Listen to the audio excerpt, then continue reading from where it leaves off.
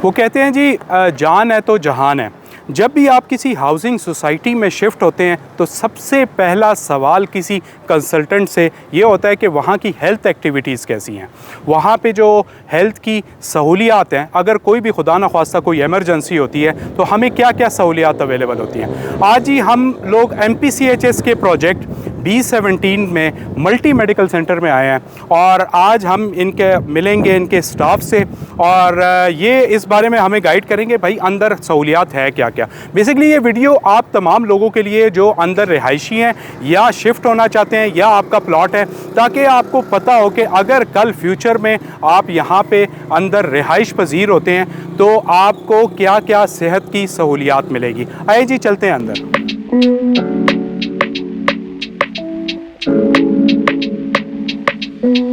हाँ जी आपको अच्छा जी मेरे साथ मौजूद है मल्टी मेडिकल सेंटर के हॉस्पिटल एडमिनिस्ट्रेटर अफरा सियाब खान साहब। कैसे हैं अफरा साहब? जी अस्सलाम वालेकुम, मैं ठीक ठाक, आप खैरियत से? ठीक ठाक, अल्लाह का शुक्र। अफरा साहब आज हम आपके जो है ना मल्टी मेडिकल सेंटर का विज़िट करने आए हैं और उसकी कुछ वजूहात हैं। उसकी वजह ये है कि बहुत सारे लोग जो यहाँ पे शिफ्ट होना चाहते हैं मल्टी में या ऑलरेडी रह रहे हैं तो उनको पता लगना चाहिए कि भाई मल्टी क्या क्या मेडिकल फैसिलिटीज़ उनको प्रोवाइड कर रही है। अच्छा, सबसे पहले थोड़ा सा मुझे ब्रीफ कर दें कि आपके पास जो हेल्थ फैसिलिटीज़ में मल्टी मेडिकल सेंटर में है क्या क्या? जी जी मैं आपको जो है थोड़ा बेसिक से स्टार्ट करूँगा कि मल्टी मेडिकल सेंटर या कोई भी हेल्थ सेंटर हो तो उसके लेवल्स जो हैं वो क्या होते हैं। तो हर हेल्थ सेंटर का एक प्राइमरी लेवल होता है, एक सेकेंडरी लेवल होता है और एक टर्शियरी लेवल होता है। प्राइमरी लेवल आपका वो लेवल होता है कि जिसमें आपका एक मेडिकल ऑफिसर अवेलेबल होता है और वो फर्स्ट एड तक जो है पेशेंट को जो है ट्रीट कर सकता है। देन कम्स आपका सेकेंडरी केयर। सेकेंडरी केयर में आपके स्पेशलिस्ट इन्वॉल्व हो जाते हैं जिसमें आपके FCPS डॉक्टर जो है वो मौजूद होते हैं। फिर उसके बाद आपका टर्शियरी केयर आता है जिसमें कोई मेजर सर्जरीज या एडमिशन रिक्वायर्ड हो तो उस लेवल टर्शियरी केयर लेवल हम उसको कहते हैं। अल्हम्दुलिल्लाह we are proud to say that multi medical centre जो है वो सेकेंडरी केयर का क्राइटेरिया जो है वो मीट कर रहा है, जिसके अंदर मेडिकल ऑफिसर के साथ साथ डिफरेंट जो है स्पेशलिस्ट वो यहाँ पे मौजूद हैं हमारे पास। अच्छा, जहाँ तक मुझे समझ आई है ना, आप जितने भी एक्सीडेंट्स हैं उनको भी कैटर करते हैं, ठीक है, कोई इमरजेंसीज आ जाती हैं उनको भी कैटर कर रहे हैं, इसके अलावा आप एडमिशन्स भी कर रहे हैं कि अल्हम्दुलिल्लाह हमारी जो मल्टी मेडिकल सेंटर की इमरजेंसी है वो फुली 100% इक्विप्ड है। हमारे पास डिफरेंट किस्म की इमरजेंसीज आती हैं जिसमें RTE केसेस हो गए, रोड ट्रैफिक एक्सीडेंट केसेस हमारे पास यहाँ पे बहुत ज़्यादा आते हैं। बच्चों को फिट्स पड़ जाते हैं वो हमारे पास यहाँ पे आते हैं। अक्सर लोग जो हैं फूड पॉइजनिंग के या कोई पॉइजन खा लेते हैं वो यहाँ पे आते हैं जिनको हम स्टमक वॉश करते हैं। उसके अलावा जो है किसी को स्ट्रोक हो जाए या हार्ट अटैक हो जाए तो वो केसेस भी हम यहाँ पे जो है हैंडल कर रहे हैं अपनी इमरजेंसीज में। अच्छा, ये बताएं कि जैसे B17 से वैसे आपको मेजर केसेस आते किस तरह टाइप के से? देखिए, जैसे मैंने आपको बताया कि यहाँ पे जो B17 के स्पेसिफिक जो अंदर मेजर केसेस हैं उस पे नंबर 1 पे है RTE केस। ये क्या होता है? RTE is road traffic accident case, जिसमें ज्यादातर जो बाइक्स पे लोग यहाँ पे ट्रेवल कर रहे हैं रॉन्ग वेज में तो वो यहाँ पे या स्पीड ब्रेकर पे तेजी से जो है ना आते हैं, तो उसमें बच्चे भी होते हैं बड़े भी होते हैं तो वो यहाँ पे आते हैं और उनकी ऐसी कंडीशन होती है कि अक्सर उनको 20-30 स्टिचेस जो है ना हमें वो करना पड़ जाता है, उनको हैंडल करना पड़ता है। इसी तरह कुछ वर्क प्लेस पे लोग हैं या कुछ घरों में लोग हैं जो अक्सर उनको चाकू से कट लग जाए या कुछ ऐसा हो जाए ब्लेड कट लग जाए तो वो भी यहाँ पे आते हैं। फिर यहाँ पे जैसे आपको पता डेवलपमेंट हो रही है तो काफ़ी लेबर्स यहाँ पे जो है वो काम कर रहे हैं, तो अक्सर जो है लोग छत से गिर जाते हैं या काम करते हुए ग्राइंडर से किसी का हाथ कट जाता है, तो वो सारे केसेस जो है हम यहाँ पे हैंडल कर रहे हैं। अच्छा, आपने मुझे एक चीज़ इसमें बताई है कार्डियक का, मतलब किसी को अगर हार्ट अटैक आ जाता है इधर मल्टी में तो आपके पास इतनी फैसिलिटी है कि उसको आप हैंडल कर सकें? मैं आपको अभी 2 डेज बैक का मैं आपको एक वाकया करता हूँ। वैसे तो हम इस तरह के हमने कई केसेस किए हैं, लेकिन अभी जो रिसेंटली एक किस्सा हुए हमारे पास एक पेशेंट आया जिसको MI हुआ, ECG के अंदर उसका MI आया, पेशेंट वॉज अनकॉन्शियस। जब वो यहाँ पे उसकी सारी फैमिली परेशान थी, जो ड्यूटी पे मेडिकल ऑफिसर मौजूद थे उनको फौरन इमरजेंसी में शिफ्ट किया और हार्ट के पेशेंट का एक ACS प्रोटोकॉल होता है हमारे मेडिकल गाइडलाइंस पे, वो उन्होंने ACS प्रोटोकॉल उनको दिया और फौरन हमने अपनी मल्टी की एम्बुलेंस बुलाई और उनको हमने फौरन AFIC रेफर किया। तो कुछ उसके 1-2 घंटे बाद हमें AFIC के कार्डियोलॉजिस्ट की कॉल आई और उन्होंने कहा कि आप लोगों ने जो इनको फर्स्ट एड और इस प्रोटोकॉल प्रोवाइड किया है उस वजह से जो है ये पेशेंट जो है ये बच। तो आप ये एक बहुत बड़ी फैसिलिटी है कि अल्लाह ना करे किसी को अगर कोई भी इस तरह की इमरजेंसी वाकई हो तो वो जो डिले बंदा यहाँ से बाहर जाएगा तो उसको with in 2 minutes 3 minutes door step पे जो है एक हेल्थ सेंटर मौजूद है जहाँ जो इमरजेंसी हर किस्म की हैंडल कर सकता है। अच्छा, मैं अभी थोड़ी देर पहले अंदर होके आया था, मुझे वहाँ पे बाहर लिखा हुआ था कि आपके पास गायनी की भी फैसिलिटी है, आपके पास डेंटल की भी फैसिलिटी है, स्किन की भी फैसिलिटी है, कोई माइनर ओटी भी है। अच्छा, ये सारी फैसिलिटीज़ तो हम विज़िट करेंगे।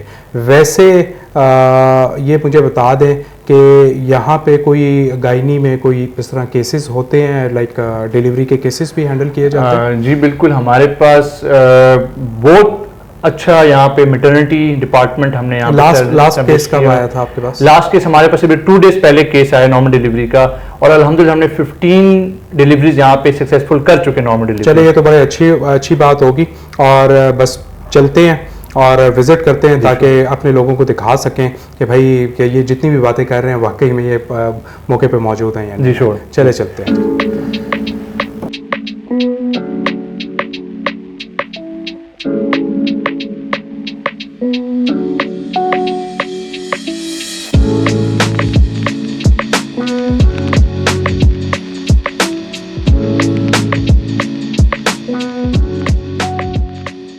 अच्छा अफसर साहब, हमें थोड़ा गाइड कर दें कि यहाँ पे प्रोसीजर्स कैसे वर्क करते हैं और आपके पास फैसिलिटीज़ क्या क्या हैं? जी, अभी जब भी पेशेंट फर्स्ट एंटर होगा तो वो पहले रिसेप्शन पे आएगा।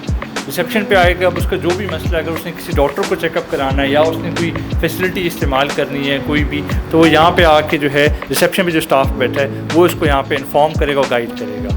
यहाँ से उसको एक टोकन इशू हो जाएगा रिगार्डिंग जिस डिपार्टमेंट में उसने जाना है, तो यहाँ से वो मूव करके चले जाएगा आगे।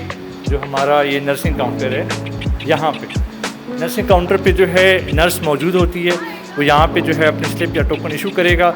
वो उसको देखेगी कि आया उसने किस डॉक्टर के पास जो है पेशेंट को रेफ़र करना है, और उस कंसर्न जगह पे उसको वो जो है भेज देंगे। आपके पास क्लिनिक्स हैं और इसके अलावा आपके पास इमरजेंसी है। इमरजेंसी में क्या क्या फैसिलिटीज़ हैं? मैं प्लीज़ मैं आपको इमरजेंसी जो है विज़िट कराता हूँ। इमरजेंसी हमारे पास 9 बेडेड इमरजेंसी है। यहाँ पे 9 बेड इमरजेंसी, इसमें हमारे पास जो फीमेल का एरिया है वो बिल्कुल सेपरेट है, उनकी प्राइवेसी है। एक बेड हमारा इमरजेंसी बेड है जो कि बिल्कुल रिज़र्व होता है, अल्लाह ना करे कोई किस्म की इमरजेंसी आ जाए तो उसको हम डायरेक्ट इमरजेंसी बेड पे जो है ले आते हैं और उसका वहाँ पर ट्रीटमेंट स्टार्ट हो जाता है। ठीक है। अच्छा, ये इमरजेंसी डोर है जो बाहर से आता है, कोई भी जो है ना स्ट्रेचर अगर और किसी किस्म की इमरजेंसी आ जाती है तो हम क्या करते हैं, नर्सिंग स्टाफ जो भी ड्यूटी पे मौजूद होता है वो फ़ौरन से जो है इस इमरजेंसी डोर को ओपन करता है, और उसके बाद क्या होता है कि यहाँ पे स्ट्रेचर मौजूद होता है, वो जाता है पेशेंट को वहाँ पे रिसीव करता है और फ़ौरन ला के जो इमरजेंसी बेड यहाँ पे है यहाँ पे उसको ले आता है और उसकी ट्रीटमेंट होती है। तो ये हमारा सेंटर का जो है मेन वेटिंग एरिया है। इसमें जो है ये मेल्स का वेटिंग एरिया है और ये आपको जो है फीमेल का वेटिंग एरिया मिलता है। और इसी साइड पे जो है लैब की फैसिलिटी मौजूद है कि जिन पेशेंट के अगर कोई लैब टेस्ट वगैरह हैं तो चुगताई लैब यहाँ पे है, वो यहाँ पे अपने टेस्ट वगैरह कर सकते हैं। ये ब्लड कलेक्शन पॉइंट है, ये ब्लड कलेक्शन पॉइंट है यहाँ पे उनके सैंपल जो है कलेक्ट होते हैं, और पेशेंट जो है उसके बाद अगर कोई उसको मेडिसिन वगैरह चाहिए तो हॉस्पिटल के अंदर ही मेडिकल सेंटर की अपनी डिस्पेंसरी मौजूद है, तो उसको बाहर जाने की ज़रूरत नहीं है। उसको एक ही जगह पे डिस्पेंसरी, लैब्स और ये फैसिलिटी उसको यहाँ पे अवेलेबल हैं। 2 क्लिनिक्स हमारे पास यहाँ पे अवेलेबल हैं। इसमें डिफरेंट डॉक्टर्स जो हैं डिफरेंट टाइमिंग्स में अवेलेबल होते हैं। पीड्स के डॉक्टर स्पेशलिस्ट अवेलेबल हैं यहाँ पे, मेडिकल स्पेशलिस्ट अवेलेबल हैं, स्किन स्पेशलिस्ट अवेलेबल हैं, ऑर्थोपेडिक स्पेशलिस्ट यहाँ पे अवेलेबल हैं, और मेडिकल ऑफिसर जो है वो राउंड द क्लॉक यहाँ पे अवेलेबल हैं। जितने कंसल्टेंट्स हैं, स्पेशलिस्ट हैं, उनकी Monday to Saturday evening time पे जो है 6 PM से लेकर 9 PM तक जो है यहाँ पे अवेलेबल होते हैं। सिर्फ संडे के दिन जो है वो MBBS मेडिकल ऑफिसर डॉक्टर जो है वो यहाँ पे अवेलेबल होते हैं। अफसर साहब, मैं देख रहा हूँ यहाँ पे हिफाजती टीके भी लगते हैं, उनको किसी गवर्नमेंट की डिस्पेंसरी में नहीं जाना पड़ता रिहायशियों को, वो क्या क्या दिन है यहाँ पे? जी, ये हमने अपने B17 के रिहायशियों के लिए एक फैसिलिटी की है, डिस्ट्रिक्ट हेल्थ के साथ हमने लाइजॉन किया हुआ है। हर महीने की 5 तारीख को और 20 तारीख को डिस्ट्रिक्ट हेल्थ की टीम आती है यहाँ पे हॉस्पिटल के अंदर। सुबह उसके टाइमिंग्स जो है 10 से लेके 1 बजे तक उसका टाइम है, और यहाँ पे बच्चों को जो है फ्री हिफाजती टीके जो है वो यहाँ पे लगाए जाते हैं हमारे हॉस्पिटल में। अभी मैं आपको डेंटल डिपार्टमेंट विज़िट कराता हूँ, आप प्लीज़ मेरे साथ आएँ। अच्छा जी, ये हमारा डेंटल डिपार्टमेंट है। यहाँ पे 2 very qualified female dental surgeons available हैं। डेंटल की जो सबसे बड़ी बात होती है कि डेंटल में बहुत ज़्यादा जो ख़तरा होता है हेपेटाइटिस सी फैलने का ख़तरा होता है। तो हमारा डेंटल डिपार्टमेंट जो है हम बहुत इसका ख्याल रखते हैं। हर पेशेंट के लिए हेपेटाइटिस टेस्ट जो है वो हम फ्री करते हैं और हर ट्रीटमेंट से पहले करते हैं। इसके अलावा जो है हर पेशेंट के ऊपर जो इंस्ट्रूमेंट्स इस्तेमाल होते हैं वो हम बिल्कुल डिस्पोजेबल इंस्ट्रूमेंट इस्तेमाल कर सकते हैं। वो पेशेंट इंस्ट्रूमेंट अपने साथ पेशेंट जो है लेके भी जा सकता है। सबसे बड़ा जो इशू मुझे भी होता है जब भी मैं किसी डेंटल क्लिनिक में जा रहा होता हूँ, मुझे होता है कि यार इनके जो इक्विपमेंट्स है वो स्टीरिलाइज्ड होंगे या नहीं होंगे। तो ये आप किस तरह मेक श्योर कैसे कराते हैं कि वो सेपरेट है मेरे से जो पहले पेशेंट आ रहा है उनसे? देखिए, जैसे मैंने आपको बताया कि जो लेट से आप आए हैं ट्रीटमेंट कराने, तो आपको एक सेपरेट इंस्ट्रूमेंट की किट इशू होगी। अगर मैं आपको कहूँ तो मैं आपको किट भी दिखाता हूँ जो आपको किट इशू होगी। आप अभी आप ये दे सकते हैं, ये आपकी सील्ड किट है, बिल्कुल सील्ड किट है। तो ये अगर आप आएंगे तो ये आपके नाम पे इशू होगी और आप अपना ट्रीटमेंट इसके अंदर करके आप इसको अपने साथ लेके भी जा सकते हैं। तो इसमें आपको सेफ्टी ये है कि आपके ऊपर अपना जो आपका डिस्पोजेबल इंस्ट्रूमेंट इस्तेमाल होगा। मतलब ये जब मैं आऊँगा और इस डेंटल क्लिनिक में आऊँगा जो मल्टी मेडिकल सेंटर के अंदर डेंटल क्लिनिक है और वो कह रहे हैं कि ये आपकी पर्सनल किट हो जाएगी, आप अपने साथ लेके भी जा सकते हैं, ऐसा ही है? बिल्कुल, डेफिनेटली ऐसे ही। अच्छा जी, हम आगे चलते हैं, अगले फैसिलिटी की तरफ चलते हैं। हम एंटर हो रहे हैं अपने गायनी डिपार्टमेंट की तरफ। यहाँ पे सिर्फ फीमेल्स अलाउड हैं, मेल्स अलाउड नहीं है, तो प्लीज़ आएँ। अच्छा, ये हमारा गायनी का वेटिंग एरिया है। जो भी गायनी की पेशेंट है वो जब यहाँ पे आती हैं तो LHP यहाँ पे मौजूद होती हैं जो कि उनको रिसीव करती हैं और उनको फिर यहाँ से जो है डॉक्टर की क्लिनिक जो है वो भेजती हैं। मैं आपको डॉक्टर का क्लिनिक जो है वो विज़िट कराता हूँ। पेशेंट को फिर गायनेकोलॉजिस्ट के पास जो है अंदर आ जाते हैं और यहाँ पर जो है गायनेकोलॉजिस्ट जो है उनको कंसल्ट करती है और अगर उसमें अल्ट्रासाउंड की ज़रूरत हो तो यहाँ पे हमारे पास अल्ट्रासाउंड की फैसिलिटी मौजूद है। एडवांस मशीन है, 4 Pro मशीन है, तो यहाँ पे उनका अल्ट्रासाउंड भी और स्कैन वगैरह यहाँ पे फैसिलिटी अवेलेबल है। बजाय इसके कि वो बाहर जाएं यहाँ से, तो इधर ही B17 के अंदर उनको अल्ट्रासाउंड और गायनेकोलॉजिस्ट की फैसिलिटी अवेलेबल है। ये आप सही कह रहे हैं, बहुत बड़ी जो है ना एक प्रॉब्लम है जब भी आप जो है ना गायनी की फैसिलिटीज़ होती नहीं है नॉर्मली मुख्तलिफ। इसको मेरे ख्याल में जब मैं पहले इसको देखता था इसको एज अ डिस्पेंसरी देखता था, लेकिन ये एक पूरा फुल फ्लेज हॉस्पिटल है। ठीक है, आए चलते हैं, आगे चलते हैं। जैसे मैंने आपको बताया कि यहाँ पे 15 से ज़्यादा हमने डिलीवरीज कर चुके हैं, तो वो कैसे हुई हैं, क्या हुई हैं, मैं आपको विज़िट कराता हूँ हमारा लेबर रूम गायनी का। प्लीज़ आए। ये हमारा जो है लेबर रूम है गायनी का और इसमें आप देखें हमारे पास जितनी मशीन्स हैं तो वो सारी इंपोर्टेड मशीन्स हैं। जो लेबर बेड है वो भी अमेरिकन हिल रूम का लेबर बेड है। जो हमारे पास बेबी वार्मर है वो भी इंग्लैंड कॉस्टिकॉट का वार्मर है। पेशेंट यहाँ पे जो है उसकी डिलीवरी होती है और यहीं पे पेशेंट को रिटेन कर लिया जाता है, ऑब्जर्वेशन में होती है। जब तक गायनेकोलॉजिस्ट जो है उसको सेटिस्फाई नहीं होती तब तक पेशेंट को डिस्चार्ज नहीं किया जाता। लेकिन अमूमन ये होता है कि अल्हम्दुलिल्लाह पेशेंट जो है 2-3 घंटे में स्टेबल हो जाता है और हम बच्चे को माँ के साथ सेफली जो है उसके घर जो है हम उसको डिस्चार्ज कर देते हैं। लास्ट डिलीवरी कब हुई थी? लास्ट डिलीवरी हमारे 2 डेज़ बैक जो है वो डिलीवरी हुई और वो बेबी गर्ल एक हुई थी इसमें। बड़ी अच्छी बात है जी, पूरी सारी फैसिलिटीज़ मौजूद हैं गायनी डिपार्टमेंट की भी। आगे चलते हैं जी, अगला डिपार्टमेंट देखते हैं। नेक्स्ट डिपार्टमेंट हमारे पास स्किन का डिपार्टमेंट है। तो क्योंकि स्किन का आपको पता है यहाँ पे बिल्कुल भी कोई स्किन स्पेशलिस्ट जो है ना B17 में ना इससे बाहर जो है स्किन स्पेशलिस्ट भी अवेलेबल है। तो हमने इस चीज़ को समझा ज़रूरत है, तो हमने जो है हमारे पास बड़ी qualified skin specialist doctor Naseem मौजूद हैं जो कि वेल एक्सपीरियंसड हैं और डिफरेंट प्रोसीजर जो है स्किन के, जिसमें माइक्रो नीडलिंग हो गई, वाट रिमूवल हो गया, मोल्ड रिमूवल हो गया, उसके अलावा जो है फेस पीलिंग हो गई, केमिकल पील हो गया, वो फैसिलिटी जो है हम यहाँ पे हम लोग सर्विसेज दे रहे हैं। अच्छा, ये मैं सामने देख रहा हूँ, ये क्लिनिक है डॉक्टर नसीम का और ये हमारा कैमरामैन दिखा दे इसको एक दफ़ा। ये फैसिलिटी है इनकी चेकिंग के लिए, ठीक है। और ये मैं आप तमाम लोगों को बता दूं कि भाई ये मल्टी मेडिकल सेंटर के अंदर है। मैं भी पहली मरतबा विज़िट कर रहा हूँ, मुझे भी नहीं पता था। वीडियो की तवज्जो से आप लोगों को दिखाना था कि भाई ये मल्टी मेडिकल सेंटर के अंदर ये फैसिलिटीज़ मौजूद हैं। अच्छा जी, ये क्या रूम है? मुझे स्किन प्रोसीजर रूम कि यहाँ पे जितने स्किन की कंसल्टेशन जो है वो स्किन क्लिनिक में होती है। उसके बाद क्योंकि हम पेशेंट की प्राइवेसी का हम बहुत ख्याल रखते हैं, तो ये प्रोसीजर रूम है स्किन का जहाँ पे जो है पेशेंट के डिफरेंट जो है स्किन प्रोसीजर जो है परफॉर्म किए जाते हैं। अच्छा अफरा साहब, आपने हमें बड़ा अच्छा गाइड किया। फैसिलिटीज़ जो भी medical centre, multi medical centre के अंदर थी, और तमाम चीज़ें भी हमें बताई। मुझे एक बताएं, आपने ये सारी फैसिलिटीज़ तो बता दी, आपकी इंटरनेशनल लेवल की फैसिलिटीज़ हैं, इसकी यहाँ पे फ़ीस क्या है जिसके बारे में लोग इंटरेस्टेड होंगे? जी देखें, यहाँ पे मल्टी मेडिकल सेंटर के अंदर जो फ़ी का स्ट्रक्चर है वो इंतहाई नॉमिनल सी फ़ीस है।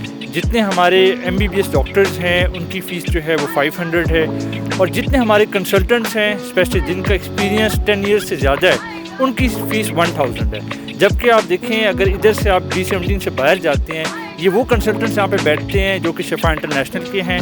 आप शिफा इंटरनेशनल में देख लें, अगर बंदा वहाँ पे जाता है पेशेंट, तो वो सिर्फ 5000 उनकी सिर्फ एंट्रेंस फ़ीस है। जब ये मैं इसका खुद इफेक्टिव हूँ, सिर्फ आप अंदर एंटर हो तो 5000 रुपये उनकी सिर्फ एंट्री है, राइट। और मैं एक चीज़ ऐड करूँ कि इसके बावजूद कि जो पेशेंट नॉन अफोर्डिंग है, जैसे लेबर हो गया, या अगर लेबर ना भी हो, पेशेंट है नॉन अफोर्डिंग है, तो इस हॉस्पिटल में उनका ट्रीटमेंट फ्री किया जाता है। उसका तरीकाकार ये है कि वो रिसेप्शन पे बता दे कि मैं नॉन अफोर्डिंग हूँ, उसकी एडमिनिस्ट्रेशन ऑफिस में वेरिफिकेशन होती है, हम उनको एक हेल्थ कार्ड इशू कर देते हैं और उनका सारा ट्रीटमेंट विद मेडिकेशन यहाँ पे फ्री किया जाता है। ठीक है जी, जितनी सोसाइटी में जितने इम्पोर्टेंट उसके रिहायशी होते हैं, उतना इम्पोर्टेंट इसको जो है ना बिल्ड करने वाले वो लेबर तबका, वो मज़दूर तबका होता है। और इन्हें बड़ी अच्छी बात की है, और मुझे ये इसका मालूम नहीं था कि यहाँ पे जो लेबर की से कोई चार्जेस नहीं लिए जाते उसकी किसी भी चेकअप के या उसकी किसी भी ट्रीटमेंट के। तो ये हमारे साथ मौजूद थे जी हॉस्पिटल एडमिनिस्ट्रेटर, MPCHS का प्रोजेक्ट है B17, उसमें मल्टी मेडिकल सेंटर के हॉस्पिटल एडमिनिस्ट्रेटर अफरा साहब मेरे साथ मौजूद थे।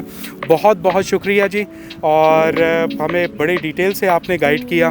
तो इंशाल्लाह जी इसी तरह की मालूमाती वीडियोस देखने के लिए आप हमारे चैनल को सब्सक्राइब कर सकते हैं। मिलते हैं नेक्स्ट वीडियो में। टिल देन टेक केयर, अल्लाह हाफिज़।